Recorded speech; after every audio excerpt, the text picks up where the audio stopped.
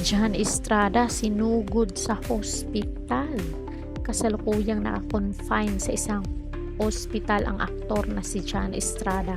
Sa Instagram kagabi, July 25, 2024, nagbahagi si Kyla Estrada, ang anak ni Jan Estrada, ng larawan kung saan makikita ang ama nakahiga sa hospital bed. Ano kaya ang nangyari kay Jan?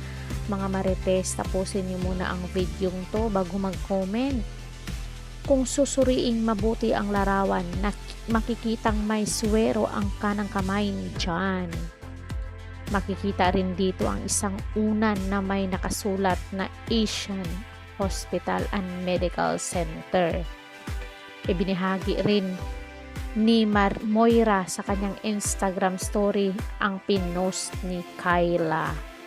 Bagamat wala pang detalye kung ano ang dahilan ng pagkaka-ospital ni Jan Estrada, angkas ng Batang Quiapo nitong mga nakaraang linggo, nalagay sa limelight ang pagsama ni Jan at ang kanyang misis na si Priscilla Meireles.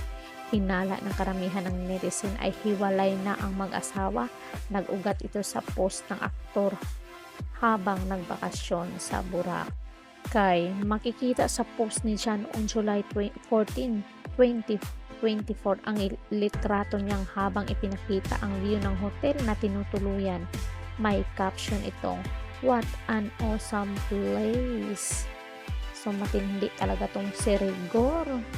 Sa comment section may netizen ang pabirong nagtatanong kung saan na si Lena Mercedes Cabral at si Marites Cherry Pie Bicatsi. So nag-joke pa tong mga netizen. So ano kayang dahilan ang nang pagka-ospital nitong si Jan Estrada? Wala pa namang detalye. Pero nakita natin sa My Day ng kanyang anak na si Kyla Estrada na nandoon si Jan sa ospital at kasama niya ang kanyang mga anak. So kung nagustuhan nyo ang video to guys, comment down kayo kung ano ang inyong pahayag sa video ito. Don't forget to like, share, and subscribe. Caridad Official TV. Hanggang sa muli. Thank you so much.